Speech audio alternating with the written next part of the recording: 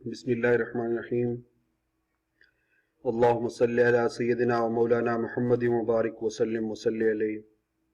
برادران کرام، ہمارے تیسرے سیشن میں خوش آمدید. اچھا، اس سے پہلے جو 2 سیشن ہم نے کیے ان میں سے ایک یہ تھا کہ حج پہ روانگی سے پہلے کرنے والے کیا کام ہیں، پہلے کی تیاری تھی. دوسرا سیشن تھا ہمارا حج کے سفر سے متعلق اور عمرہ کی ادائیگی سے متعلق. ہمارا یہ تیسرا سیشن سب سے اہم ہے. سب سے اہم اس لیے ہے کہ یہ قیام حرمین سے متعلق ہے. آپ نے حرمین میں جو 40 دن گزارنے ہیں وہ آپ نے کیسے گزارنے ہیں، آپ کے پاس کیا کیا انفارمیشن ہونی چاہیے. یہ سیشن جو ہے اس میں ایسی بعض معلومات ہوں گی جو شاید آپ کو اور کوئی نہ دے سکے.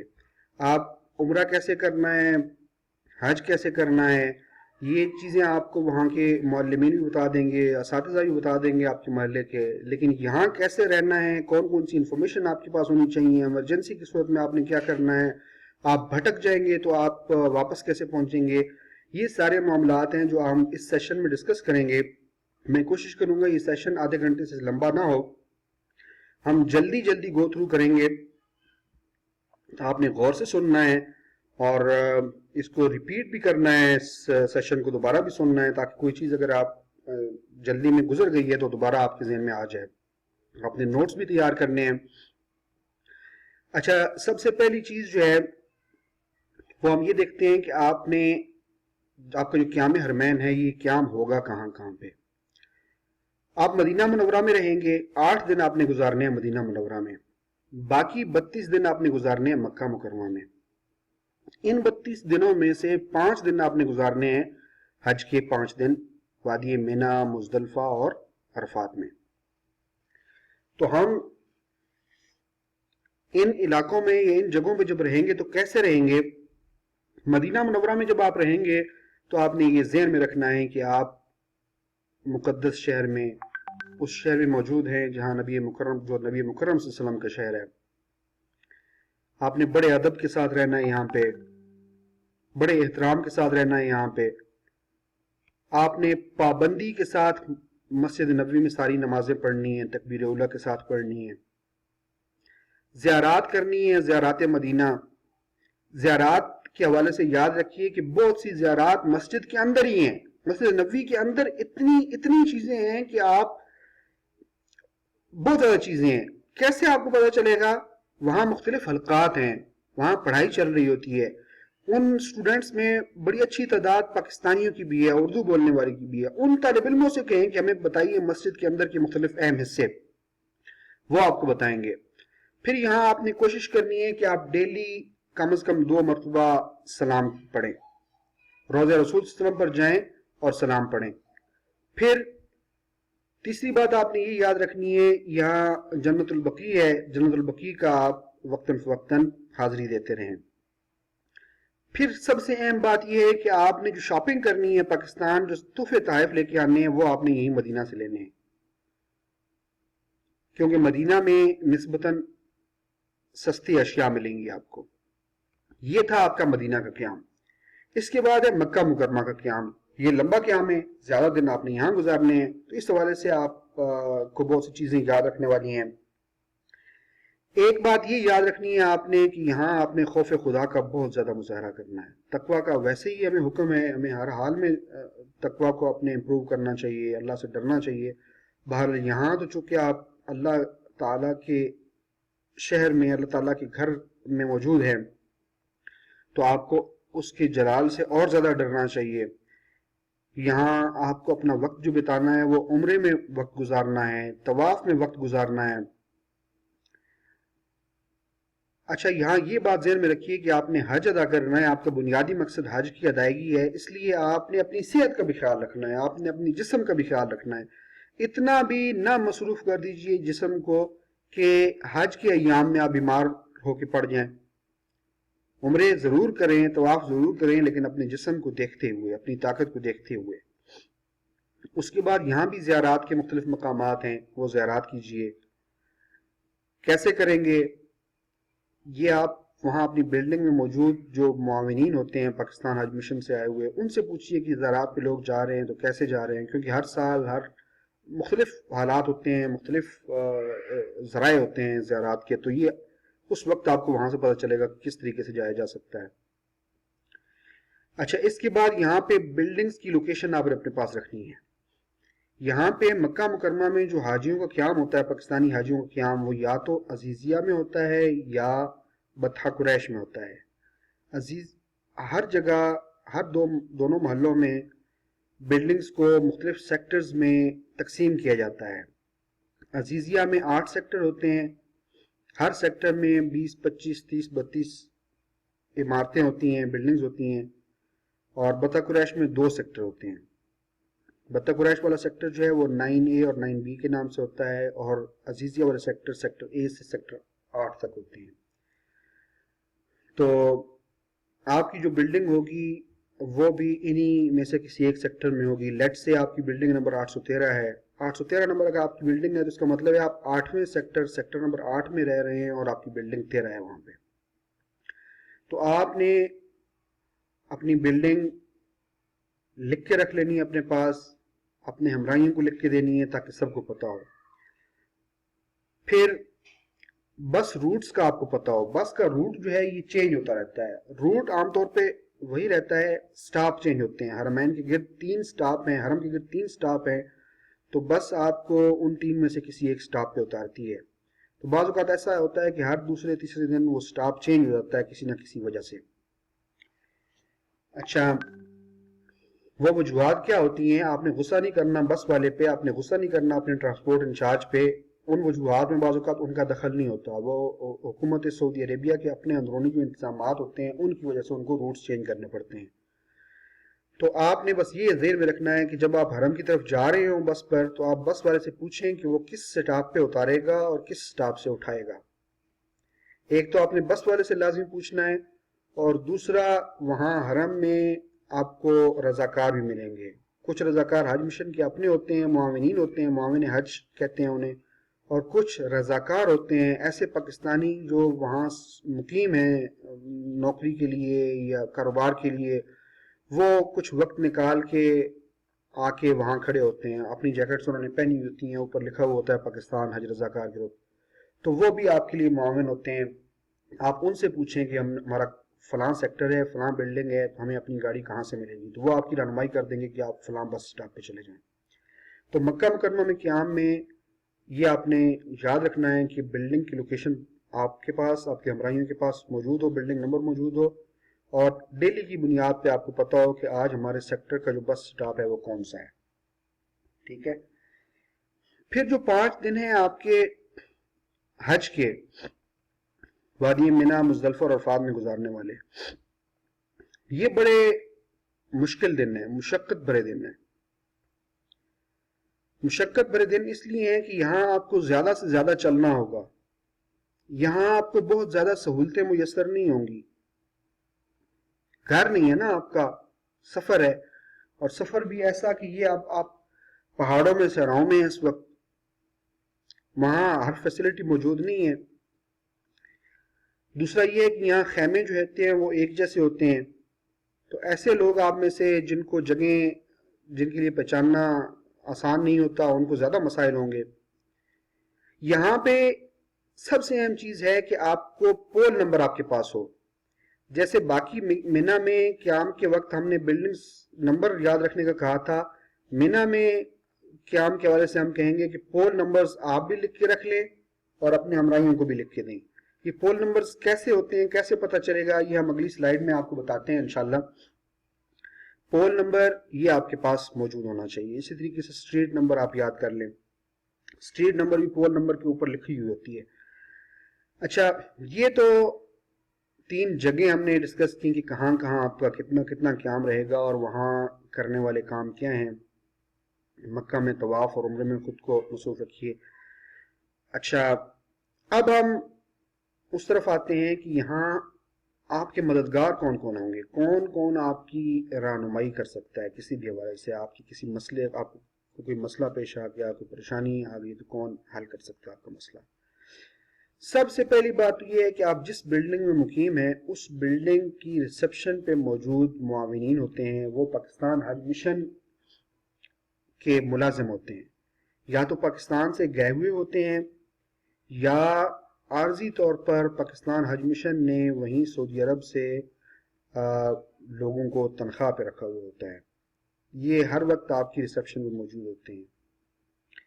یہ آپ کے مسئلے حل کرنے کی مجاز ہیں، ان کو آپ مسئلہ پہنچائیں اور پھر فالو اپ کریں ان سے، یہ آگے اپنے آفیسرز کو بتائیں گے، آپ کی بات حج مشن تک پہنچے گی اور انشاءاللہ وہ مسئلہ آپ کا سالو ہوگا۔ اس کے علاوہ اگر ہم دیکھیں آرگنائزیشنلی تو دو آرگنائزیشنز ایسی ہیں جو وہاں پہ بنیادی طور پہ آپ کی مدد کے لیے موجود ہوتی ہیں۔ پہلا تو یہی ادارہ ہے پاکستان حج مشن، یہ آپ کا اپنا قومی مرکز ہے، مرکزی کنٹرول آفس ہے، سب کچھ انہی کے پاس ہوتا ہے، حجاج کی معلومات، حجاج کے سارے معاملات کے نگران یہی ہوتے ہیں، انہوں نے یہ ایمرجنسی رسپانس دینا ہے۔ پاکستان میڈیکل مشن اسپتال بالکل پاکستان حج مشن کے ساتھ ہے، ان کی عمارت بالکل حج مشن کے قریب ہے، اگر خدا نخواستہ کسی کو کوئی صحت کی تکلیف ہوتی ہے تو اسے بھی یہاں پہ بہترین سروس ملے گی۔ جو چیز یہ خود ایڈریس کر سکتے ہیں، جو مسئلہ یہ خود ایڈریس کریں گے، اگر مسئلہ ان کے ہاتھ کا نہ ہوا تو یہ آگے آپ کو ریفر کریں گے کسی بھی سرکاری اسپتال میں، اور وہاں پہ علاج کی بہترین سہولتیں میسر ہیں سرکاری اسپتالوں میں۔ اس کے علاوہ حج مشن کے پاس ہی ایک دوسرا آفس ہے پرائیویٹ حج آرگنائزرز کا، اگر آپ میں سے کچھ لوگ ایسے ہیں جو پرائیویٹ آ رہے ہیں حج پہ تو ان کو اس آفس کے ساتھ ان کا ریلیشن رہے گا، ان کا واسطہ رہے گا، تو یہ آفس جو ہے یہ بھی حج مشن کے قریب ہی ہے، ہوپ کا آفس بھی حج مشن کے قریب ہی ہوتا ہے۔ اچھا، ایک تو یہ ہو گیا حج مشن والی۔ اچھا، دوسری بات یہ یاد رکھیں، ایک جنرل پرسپشن ہے، لوگ کہتے ہیں کہ وہ تعاون نہیں کرتے، غلط بات ہے۔ میں حج مشن کا ملازم نہیں ہوں، میں اس لیے ان کی وکالت نہیں کر رہا کہ مجھ ان سے تنخواہ لیتا ہوں یا مجھے ان سے کوئی فائدہ ملتا ہے، میں آپ کو اپنا ایکسپیرینس بتا رہا ہوں۔ میں چونکہ ہمارا عمرے کا کام ہے تو ہمارا واسطہ رہتا ہے، ہمارا آنا جانا رہتا ہے، ہم نے ہمیشہ ان کو مددگار پایا ہے حاجیوں کے، جتنے بھی اہلکار وہاں موجود ہوتے ہیں وہ بھی مجموعی، تو میں ایسا نہیں کہوں گا 90% یا 95%، میرا اپنا تجربہ ہے کہ 100% یہ لوگ مددگار ہوتے ہیں حجاج کے۔ بعض اوقات کیا ہوتا ہے، حاجی چونکہ پہلے ہی کسی مسئلے کا شکار ہو کے آیا ہوا ہوتا ہے، وہ غصے میں ہوتا ہے، وہ جب غصے میں ہوتا ہے وہاں جا کے باتیں کرتا ہے تو بعض اوقات وہ ایسی باتیں کر جاتا ہے جو شاید بندہ اپنے گھر والوں کے ساتھ بھی نہ کرے، تو جب غصے میں بندہ ایسی بات کرے گا تو اگلے بھی ظاہر انسان ہے، بعض اوقات ایسا ہوتا ہے کہ ان میں سے بھی کوئی بندہ پھر آگے بھڑک جاتا ہے، لیکن یہ ریئر کیسز ہوتے ہیں۔ تو یہاں آپ جائیں، کوئی مسئلہ آپ کو درپیش آتا ہے پاکستان حج مشن میں، آپ بڑے اعتماد کے ساتھ جائیں، سلیقے سے بات کریں، طریقے سے بات کریں، تو آپ کا مسئلہ یقیناً حل ہوگا، آپ کا مسئلہ یقیناً حل ہوگا۔ سارے آپ کے لوگ ہیں، سارے آپ کے اپنے لوگ ہیں، اور سب کو پتہ ہے کہ وہ اللہ کے مہمانوں کی خدمت کے لیے آئے ہوئے ہیں، وہ اللہ کے مہمانوں کی خدمت کے لیے ہی بیٹھے ہوتے ہیں وہاں، یقین مانیں۔ آپ انہیں غصہ نہیں دلائیں گے، آپ اشتعال نہیں دلائیں گے تو وہ نہیں آئیں گے اشتعال میں، آپ دلائیں گے بھی تو بھی شاید وہ نہ آئیں، لیکن بعض اوقات ظاہر ہے انسان شیطان کے وسوسوں میں بھی آ جاتا ہے۔ آپ اپنا مسئلہ لے کے طریقے سے سلیقے سے وہاں بات کیجئے، آپ کا مسئلہ یقیناً حل ہوگا۔ دوسرا گروپ ہے یہاں پہ پاکستان حج رضاکار گروپ۔ پاکستان حج رضاکار گروپ ان بہترین پاکستانیوں پر مشتمل ایک گروپ ہے جو کہ وہاں سعودیہ میں مقیم ہے، ایسے پاکستانی جو سعودیہ میں اپنی ملازمت یا کاروبار کی وجہ سے وہاں مقیم ہیں، یہ لوگ مختلف شہروں سے آ کے مکہ مکرمہ میں اکٹھے ہوتے ہیں حج کے دنوں میں حاجیوں کی خدمت کے لیے، بغیر کسی تنخواہ کے کام کرتے ہیں، صرف اور صرف اللہ کی رضا حاصل کرنے کے لیے وہاں موجود ہوتے ہیں۔ آپ کو بتا اس لیے رہا ہوں کہ بعض اوقات حاجی ان سے بھی بدتمیزی کرتے ہیں، بہت دفعہ ہم نے دیکھا ہے اور بہت دفعہ ایسی انسیڈنٹس ملے ہیں کہ حاجیوں نے اپنی کسی پریشانی میں وہ مصروف تھے، مبتلا تھے، پریشان تھے، کلاس ان کی لے لی بیچاروں کی، جو اپنی عید کی چھٹیاں بھی اپنے گھر والوں کے ساتھ نہیں گزارتے بلکہ حاجیوں کے ساتھ گزارنے آ جاتے ہیں۔ اچھا، ان کے پروجیکٹس کون کون سے ہیں؟ یہ 4 بڑے پروجیکٹ کرتے ہیں وہاں پہ، جن کا مختصراً آپ کو بتا دیتا ہوں تاکہ آپ کو پتہ ہو کہ آپ انہیں کہاں کہاں مل سکتے ہیں اور کہاں کہاں یہ آپ کے مددگار ثابت ہو سکتے ہیں۔ سب سے پہلا پروجیکٹ ان کا حرم گائیڈنس پروجیکٹ ہے۔ یہ پروجیکٹ ان کا حجاج کے مکہ مکرمہ پہنچتے ساتھ ہی شروع ہو جاتا ہے۔ اس میں صرف مکہ مکرمہ میں موجود رضاکار حصہ لیتے ہیں اور وہ دن کو اپنی جابز کرنے کے بعد شام کو حرم شریف آ جاتے ہیں، اور حرم کے سین میں مختلف جگہوں پر تعینات ہوتے ہیں، اور حاجیوں کو اگر کوئی حاجی گما ہوا ہو تو اس کو وہ رہنمائی کرتے ہیں کہ وہ کس طریقے سے اپنے بلڈنگ تک پہنچے، یا اگر گروپ کا کوئی ساتھی گما ہوا ہو تو گروپ کو کوئی بندہ ان کے پاس پہنچ کے ان کو بتائے حلیہ وغیرہ، تو یہ اپنے گروپس میں انفارمیشن ڈال دیتے ہیں، اور وہ حاجی کہیں کسی اور رضاکار کو ملے تو وہ کوآرڈینیشن ہو جاتی ہے۔ بہرحال مختلف قسم کے یہاں پہ یہ خدمات سر انجام دیتے ہیں حاجیوں کے لیے۔ دوسرا پروجیکٹ ان کا ہے حجاج تربیتی پروجیکٹ۔ یہ بھی مکہ مکرمہ میں موجود جو رضاکار ہیں وہی اس میں حصہ لیتے ہیں۔ اس میں یہ ہوتا ہے کہ ان کی مختلف ٹیمز ہوتی ہیں، اور وہ ٹیمز حجاج کی بلڈنگ میں جا کے تربیت منعقد کرتی ہیں۔ یہ عشاء کی نماز کے بعد اپنے پروگرام کرتے ہیں، اور اس تربیت میں صرف یہ نہیں ہوتا کہ حج کیسے کرنا ہے، بلکہ اس کے علاوہ کے معاملات بھی ہوتے ہیں، جیسے آپ بھٹک گئے تو آپ نے واپس اپنے لوگوں کے ساتھ کیسے ملنا ہے، اس طرح کی تربیت ہوتی ہے۔ یہ میری ایڈوائز یہ ہے کہ آپ کہ ہاں جب یہ ہوگی 2-3 دن پہلے اناؤنسمنٹ ہو جاتی ہے، اشتہار لگ جاتے ہیں آپ کی بلڈنگز میں، تو آپ اس تربیتی پروگرام کو ضرور اٹینڈ کریں۔ تیسرا پروجیکٹ ہے ان کا مینا آپریشنز پروجیکٹ۔ یہ سب سے بڑا پروجیکٹ ہے، اس میں پورے سعودی عرب میں سے رضاکار شریک ہوتے ہیں، مختلف شہروں سے لوگ آتے ہیں، پاکستانی لوگ۔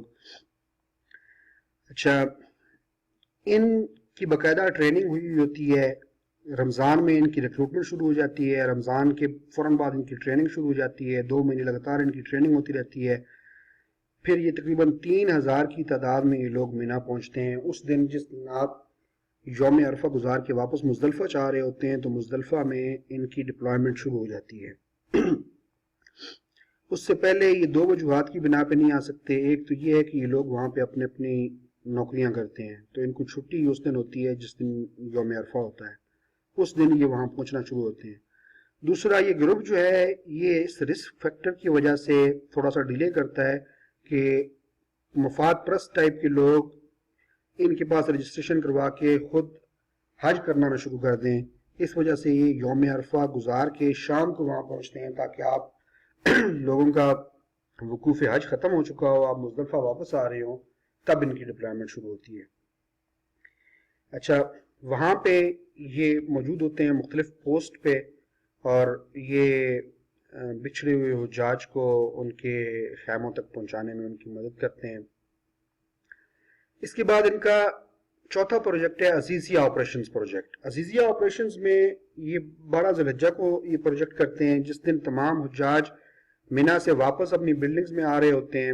تو اس دن کیا ہوتا ہے، بلڈنگز کا بھی لوگوں کو رستہ نہیں پتا ہوتا، تو یہ والنٹیئرز عزیزیہ میں مختلف پوسٹ پر کھڑے ہوتے ہیں اور حجاج کو ان کی بلڈنگز کے متعلق رہنمائی دیتے ہیں، راستوں کے متعلق۔ اچھا، یہ سامنے آپ کے سکرین پر ان کے فیس بک گروپ کا ایڈریس آ رہا ہے۔ یہ فیس بک کھولیے، اس گروپ کو جوائن کیجئے۔ یہ ہو سکتا ہے ابھی آپ کو ڈارمنٹ ملے۔ یہ لوگ اس وقت ایکٹیو ہوتے ہیں جب سلسلہ شروع ہوتا ہے حجاج کا۔ ابھی تو آپ کے حج کا اعلان بھی نہیں ہوا کنفرم کہ کس وقت فلائٹ شروع ہوں گی، کب آنا شروع ہوں گے۔ جو ہی وہاں ایکٹیویٹی ہوگی تو یہ لوگ بھی ایکٹیو ہو جائیں گے۔ تو یہ ضرور جوائن کیجئے. کوئی مسئلہ ہو، کوئی پریشانی ہو تو یہاں پوسٹ کیجئے. یہ لوگ فوراً رسپانس دیتے ہیں. آج کل چونکہ ابھی تک ایکٹیویٹی نہیں ہے تو ہو سکتا ہے رسپانس میں ڈیلے ہو، لیکن جو ہی ایکٹیویٹی شروع ہوگی تو ان کا رسپانس منٹ میں یہ رسپانس دے رہے ہوتے ہیں. تو یہ آپ نوٹ کر لیجئے اور اس گروپ کو جوائن کیجئے. اس کے بعد یہ 3 مختلف تصویریں ہیں آپ کے سامنے، ان کو آپ نے ضرور یاد رکھنا ہے. یہ آپ کے منی میں قیام کے متعلق ضروری ہیں. یہ تصویر جو ہے یہ زون نمبر کا نشان ہے. منی میں آپ جب رہتے ہیں تو آپ کی رہائشیں مختلف زونز میں تقسیم ہوتی ہیں. جیسے عزیزیہ میں ہم نے ذکر کیا تھا کہ عزیزیہ اور بطہ قریش میں آپ مختلف سیکٹرز میں رہتے ہیں. اسی طریقے سے منی میں بھی 7 زون ہیں. پاکستانی عموماً 5 نمبر زون میں ہوتے ہیں، 7 نمبر میں بھی ہوتے ہیں، ایون 3 نمبر زون اور 2 نمبر زون میں بھی ہوتے ہیں، 6 نمبر میں بھی ہوتے ہیں، لیکن 6 نمبر میں بہت کم ہوتے ہیں. 6 نمبر تھوڑا سا ٹف زون بھی ہے، تھوڑا پہاڑی کے اوپر ہے. بہرحال یہاں مختلف زونز میں موجود ہوں گے. یہ پچھلی تصویر ہم نے دیکھی زون نمبر کی، یہ آپ کی رہنمائی کرے گی کہ آپ کہیں سے واپس آ رہے ہیں، کہیں چل کے آ رہے ہیں، تو یہ دور سے آپ کو نظر آئے گا تو آپ کو پتہ چلے گا کہ آپ کس زون میں موجود ہیں اور آپ نے کتنا ابھی آگے چلنا ہے. بعض اوقات یہ ہوتا ہے کہ حجاج جو ہیں وہ ایک والنٹیئر سے، ایک رضاکار سے رستہ پوچھتے ہیں، 20 قدم کے بعد آگے دوسرا رضاکار کھڑا ہوتا ہے، اس سے پھر پوچھتے ہیں، اس کے بعد 20 قدم آگے ایک اور کھڑا ہوتا ہے، اس سے پھر پوچھتے ہیں. تو وہ اپنا بھی وقت ضائع کر رہے ہوتے ہیں، خود بھی پریشانی کے شکار ہو رہے ہوتے ہیں، اور ان پہ بھی خام خواہ کا برڈن ڈال رہے ہوتے ہیں. تو یہ زون نمبر کا نشان پہ آپ کی نظر رہے گی تو آپ کو یاد رہے گا، یہ آپ کی رہنمائی کریں گے. آپ جب اپنے زون میں داخل ہو جائیں پھر بے شک کسی رضاکار سے پوچھیں جی کہ ہم نے کہا یہ ہمارا نمبر ہے، پول نمبر، تو ہماری رہنمائی کریں. اس سے پہلے آپ خود کوشش کریں کہ آپ اپنے زون تک پہنچیں. یہ بہت بڑے بورڈ ہوتے ہیں اور بڑے دور سے نظر آتے ہیں. اچھا، اس کے بعد یہ نشان آپ نے یاد رکھنا ہے، یہ سڑکوں کا نمبر ہے. یہ آپ کے سامنے لکھا ہوا ہے شارع 211، اسٹریٹ نمبر 211. اس کا مطلب ہے کہ یہ زون نمبر 2 کی 11 نمبر سڑک ہے. تو جتنے بھی زون ہوں گے اس میں جو سڑکیں ہوں گی ان کا نمبر اسی زون سے سٹارٹ ہوگا. زون نمبر 3 کے اندر جتنی بھی گلیاں ہیں وہ 3 سے سٹارٹ ہوں گی، 301، 302، 311، 315. ٹھیک ہے، تو یہ سڑکوں کے نمبر اس طریقے سے ہوں گے. یہ بھی آپ کو یاد رکھنے ہیں، ان سے بھی آپ کو مدد ملے گی کہ آپ کس زون میں موجود ہیں اور آپ نے کہاں کہاں جانا ہے. اچھا، تیسرا جو نشان ہے، جو تصویر جو آپ کو یاد رکھنے کی ہے وہ یہ ہے، وہ ہے پول نمبر. یہ آپ نے ضرور یاد رکھنا ہے، یہ لکھ کے رکھنا ہے اپنے پاس اور اپنے ہمراہیوں کو لکھ کے دینا ہے. یہ سب سے اہم لینڈ مارک ہے آپ کا. آپ کا کوئی بندہ بچھڑ جاتا ہے، کوئی بندہ بھول جاتا ہے، کوئی بندہ آگے پیچھے ہو جاتا ہے، وہ واپس آپ تک پہنچ جائے گا اگر اس کے پاس یہ نمبر ہوگا. تو یہ نہیں بھی ہوگا تو ہو سکتا ہے وہ پہنچ جائے، ہو سکتا ہے دوسرے دن آپ کے پاس پہنچ جائے، تیسرے دن پہنچ جائے، لیکن یہ ہوگا تو وہ اسی دن آپ کو ضرور ملے گا. کوئی نہ کوئی والنٹیئر اسے پہنچا دے گا یا وہ پوچھتا پاچھتا پہنچائے گا. تو یہ پول نمبر آپ نے ضرور ان کو لکھ کے دینا ہے. پورا پول ہوتا ہے، کھمبا ہوتا ہے اور ہر مکتب کے باہر لگا ہوا ہوتا ہے. یہ اس کو اوپر کا نمبر جو ہے یہ پول کا نمبر ہے 24. یہ نیچے جو ہے 24/206، 206 جو ہے یہ سڑک کا نمبر ہے. اس کا مطلب یہ ہے کہ زون نمبر 2 کی 6 نمبر سڑک جس کا نمبر ہے 206، سڑک نمبر 206 جو زون نمبر 2 میں ہے اور چھٹی سڑک ہے، اس 206 نمبر سڑک، یہ 206 نمبر گلی پر 24واں کھمبا. سمجھ آئی اس کا مطلب کیا ہے؟ تو یہ نمبر بہت ضروری ہے آپ لوگوں کے لیے یاد رکھنے کے لیے. آپ جس بھی مکتب میں رہائش پذیر ہو وہاں پہنچیں تو باہر نکل کے اس کھمبے کا نمبر نوٹ کر کے خود بھی اپنے پاس رکھیں اور اپنے ہمراہیوں کو بھی لکھ کے دے دیں. جہاں بھی خدا نخواستہ آپ گمیں گے وہ آپ کی رہنمائی کر دیں گے اس کی طرف. یہ ہے منی کا میپ. مختلف زون میں آپ یا زون نمبر 5 میں ہوں گے، یا زون نمبر 7 میں ہوں گے، یا زون نمبر 3 میں ہوں گے، یا 2 میں کہیں ہوں گے، 6 میں بھی ہو سکتے ہیں کہیں. جہاں کہیں بھی ہیں آپ نے پول نمبر اپنا یاد رکھنا ہے. اس کے بعد آپ کے یاد رکھنے کی جو چیزیں ہیں وہ ہیں یہ 3 پل، یہ 3 پل ہیں، یہ سرخ کلر کی لائنیں ہیں. یہ ہے پل نمبر 15 ملک خالد، یہ پل نمبر 25 ملک عبدالعزیز پل، یہ پل نمبر 35 ملک فیصل. ہر ایک میں 10-10 ڈیجٹ کا فرق ہے، 15 نمبر، 20 نمبر، 35 نمبر. یہ کیوں یاد رکھنے ہیں؟ یہ اس لیے یاد رکھنے ہیں کہ یہ بھی آپ اگر آپ یہاں رمی کرنے کے لیے آئے ہیں، واپس جا رہے ہیں، تو آپ کو یہ حوصلہ دیتے ہیں. آپ اوپر پڑھتے ہیں تو آپ کو نظر آتا ہے ملک خالد پل ہے، ابھی اس کے اوپر نہیں چڑھنا، یا ابھی اس سے کتنا آگے جانا ہے. یہ مختلف لینڈ مارکس ہیں جو آپ کو مدد دیتے ہیں یہ یاد کرنے کی کہ آپ کہاں موجود ہیں، آپ نے کہاں جانا ہے. دوسرا یہ اس لیے ضروری ہے کہ اگر آپ میں سے کچھ لوگ ٹیکسیوں پہ یا بسوں پہ جانا چاہیں حرم طواف افادہ کے لیے، تو بسیں جو ہیں وہ ان پلوں کے اوپر سے ملیں گی. لیکن ان پلوں کے اوپر ویسے ہی نہیں چڑھ جانا، پہلے پتہ کرنا ہے کسی رضاکار سے کہ جی بسیں کہاں سے جا رہی ہیں. یہ پل بعض اوقات سارے کھل جاتے ہیں بسوں کے لیے، بعض اوقات کوئی ایک پل کھلا ہوتا ہے. پھر یہ دوسرا یاد کرنا اس لیے ضروری ہے آپ کا کہ اگر آپ آتے ہیں طواف افادہ کے لیے حرم، آپ طواف کرتے ہیں، صحیح کرتے ہیں، تھکے ہوئے ہوتے ہیں، شدید تھکے ہوئے ہوتے ہیں، آپ سے قدم نہیں اٹھایا جا رہا ہوتا. پھر آپ کہتے ہیں یار واپسی کے لیے ٹیکسی کر لیتے ہیں. اب واپسی کے لیے آپ ٹیکسی کرتے ہیں تو آپ نے اترنا ہے تو ٹیکسی والا آپ کو کسی نہ کسی پل پہ اتارے گا. آپ ہیں زون نمبر 5 میں، آپ کو اترنا ہے ملک فیصل پل پہ یا ملک عبدالعزیز پل پہ، لیکن وہ آپ کو اتار دیتا ہے ملک خالد پہ. تو آپ کو تو فائدہ نہ ہوا، آپ کو تو پھر وہ اتنی ہی دور پڑ گیا، آپ کا اتنا ہی آپ کو پیدل چلنا پڑے گا. تو یہ اس لیے آپ نے یاد رکھنا ہے کہ آپ کو پتہ ہو کہ آپ کا جو مکتب ہے وہ کس پل کے قریب ہے، تاکہ جب آپ حرم سے واپس آ رہے ہو تو افادہ کر کے اگر آپ ٹیکسی پہ آتے ہیں تو آپ کو پتہ ہو کہ ٹیکسی والے کو آپ نے کیا کہنا ہے، کون سے پل پر اترنا ہے آپ نے. اچھا، پلوں کے اوپر نام لکھے ہوئے ہوتے ہیں، ملک فیصل کبری، ملک عبدالعزیز کبری، ملک خالد کبری. آپ کو پتہ چل جائے گا کہ یہ کس پل پہ اتار رہا ہے. وہاں والنٹیئرز بھی کھڑے ہوں گے، آپ ان سے پوچھ لیجیے کہ کیا یہ کون سا پل ہے، یا آپ کو ٹیکسی والا صحیح اتار رہا ہے یا نہیں اتار رہا. ٹھیک ہے، یہ 3 پل آپ نے اس لیے یاد رکھنے ہیں. پھر آپ نے یاد رکھنی ہے یہ لمبی سڑکیں، یہ لمبی لائنیں جو ان کے دوسری سائڈ پہ، ان کی عمودی سائڈ پہ آ رہی ہیں. یہ دیکھیے طریق 50 لکھا ہوا ہے ملک فیصل، یہ 54 لکھا ہوا ہے، 44 لکھا ہوا ہے، یہ 38 لکھا ہوا ہے ملک عبدالعزیز. یہ جو سڑک ہے نا ملک عبدالعزیز، اس کا نمبر ہے 38 نمبر. اس کے بعد یہ ہے 44 نمبر قصر ملکی، یہ طریق قصر ملکی لکھا ہوا ہے، یہ 44. اس کے آگے والی جو ہے یہ طریق 50 ہے، طریق ملک فیصل 50 نمبر. اس کے آگے یہ جو ہے یہ 56 نمبر ہے، یہ طریق جوہرہ ہے. 56 یہ آپ کو طریق جوہرہ لکھا ہوا نظر آ رہا ہے. ٹھیک ہے، یہ طریق جوہرہ ہے. پھر اس کے آگے ہے 62 نمبر طریق سوق العرب. پھر 68 ہے کنگ فہد، طریق کنگ فہد ملک فہد، یہ طریق ملک فہد لکھا ہوا ہے. یہاں آپ نوٹ یہ کریں کہ یہ لمبی سڑک جو ہے ان میں فرق جو ہے نمبروں میں وہ 6 ہندسوں کا ہے.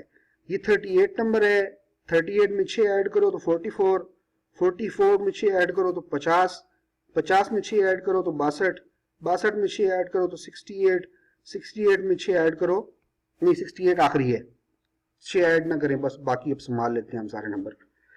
تو یہاں پہ یہ یاد کریں کہ 6 ہندسوں کا فرق ہے. آپ کا اگر جو مکتب ہے وہ 62 نمبر روڈ پہ ہے، آپ 38 پہ چل رہے ہیں، تو پریشان نہ ہو جائیں کہ 38 پہ آپ چل رہے ہیں، 62 پتہ نہیں کتنی دور ہوگی. 62 بالکل قریب ہے، 6 ہندسوں کا فرق ہے، فوراً آپ پہنچ جائیں گے 62 پہ. تو آپ یہ یاد رکھیں کہ آپ نے گھبرانا نہیں ہے.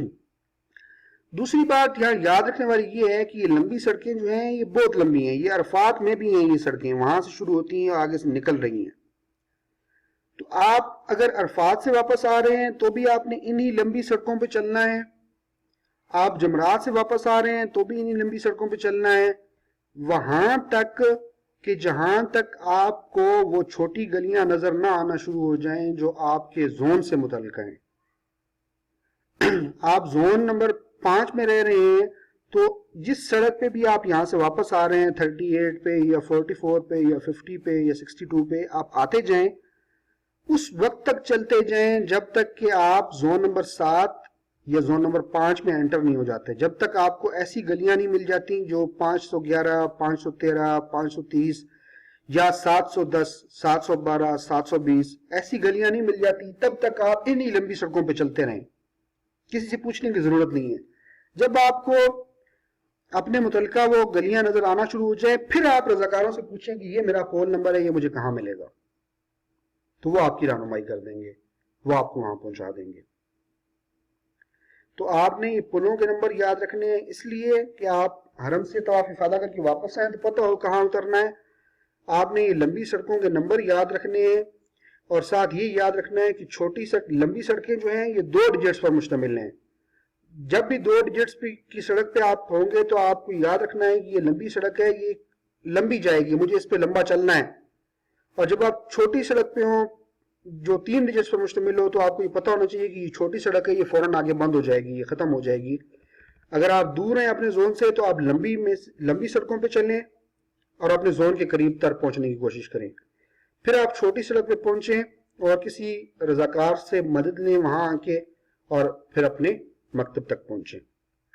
تو میرے ساتھیوں، یہ ہمارا سیشن تھا تیسرا، جس میں ہم نے وہ معلومات حاصل کی جو ہمیں فائدہ دیں گی ہمارے مکہ مکرمہ میں اور حرمین میں قیام سے متعلق۔